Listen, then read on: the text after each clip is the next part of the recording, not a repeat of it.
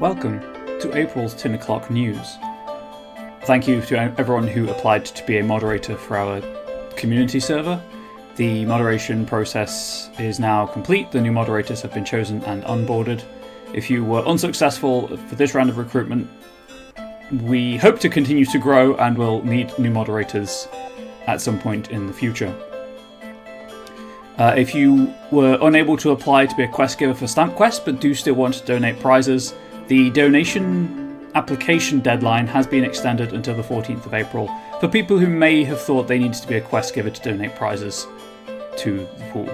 Stampquest.card.co, that's C-A-R-R-D, has all of the information you need. If you want to support StampQuest in other ways, keep an eye on our social media accounts for more information on how you can do so in the near future.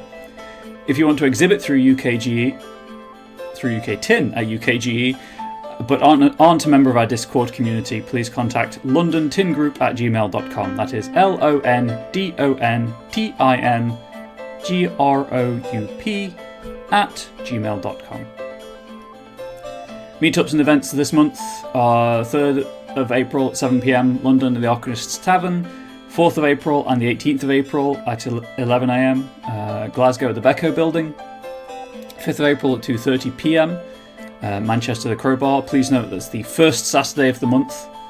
That has been a change to the usual schedule. The Tin East Norwich chapter is to be determined. Please keep an eye out on our social media pages. The virtual coffee mornings, Wednesday the 2nd of April at 10:30 a.m. and Sunday the 20th of April at 10 a.m. The coffee morning channel on our Discord server. And the Creatives of Colour virtual hangout is to be determined. Please keep an eye out on the UK Tin Discord server, where you must be a member. You must hold the Creative of Colour role to have access to the POC Lounge channel for more information. As these are updated, we will try to announce those updates through our social media channels. After a short hiatus, we do have another Tin Talk scheduled. Samuel Steele of Misfit Hobbies is delivering a Tin Talk titled "What the heck is GPSR and CE testing? aka how do I keep selling my games in the EU?" Covering the EU's new general product safety regulations, what impact they can have on the tabletop creators in the UK, and how you can navigate the new requirements. That will be at 7:30 p.m. on Thursday the 10th of April, and the seminar stage of the UK Tin Discord server, a link for which is in the newsletter. As ever, recordings of all our previous Tin Talks along with supplementary material can be found in our Tin Talks archive, linked to in the newsletter and in a pinned message on the Tin Discord server. New and recent releases this month: Case Files, The Union Bleeds Red by Rat in a Suit, a new scenario for the 1920s noir-inspired TTRPG Case Files. It's a pay-what-you-want one-shot scenario, suitable for 2 to 5 players. Also, Cont/Ext from the Grizzly Eye, a one-shot for sci-fi horror game Mothership. You are a member of Continued Existence, Cont/Ext, an organisation dedicated to ensuring humanity's survival.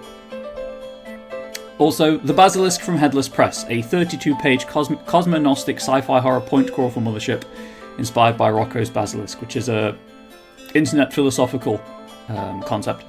Explore the abandoned remains of Chernobyl Station, recover valuable salvage while surviving the dangers lurking within, all while being drawn towards the dark revelation waiting in the bowels of the ancient space station. Bundles, crowdfundings and subscriptions. Why We Fight by Stop, Drop and Roll is a GM-less solarpunk narrative game about fighting oppressors and making a better world. It's designed for zero prep with random tables allowing you to build situations and encounters on the fly, and can be played both solo and as a group. Clearly rooted in the world we find ourselves in today, and is sure to deliver some much needed catharsis. The campaign ends on the 3rd of April. Link is in the newsletter. Gassed by Hatchling Games is an upcoming collection of folk horror solo RPGs, all 3 of which use the Carter system, which uses a spread of playing cards to represent a setting for players to explore. If you are interested in horror games that are also solo RPGs, check out the campaign, which also ends on the 3rd of April, the link for which is in the newsletter.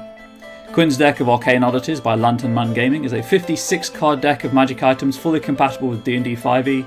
Each card presents a unique magical item complete with intriguing mechanics. Hey, you've guessed it, that runs until the 3rd of April. Link for it is in the newsletter. The newsletter is written by volunteers. everything at Tin is done by volunteers, and we would not be able to attend shows and exhibit your wares without the incredibly generous financial donations through our Patreon and Ko-Fi pages. If you support the Patreon at the £5 tier or above, you'll get free access to a growing selection of great games contributed by our members, the latest of which is All Bastard by Sam Armstrong. If you are interested in volunteering for Tin in any way, please do reach out, londontingroup@gmail.com. If you would like to see more information on anything I've said in this video summary of the newsletter, please do subscribe to the subscribe or read the newsletter at uktin.substack.com. If you hang around for a few seconds after I've finished speaking, there will be a QR code flashing up on screen, which you can scan if you would prefer. That does cover it for April's newsletter summary. Hopefully, Maze will not be cutting it quite so close with release. However, with StampQuest, with Tin's reorganisation, and with preparing for UKGE, my time was a little short this month, on top of all of the personal stuff that I deal with it as a freelancer.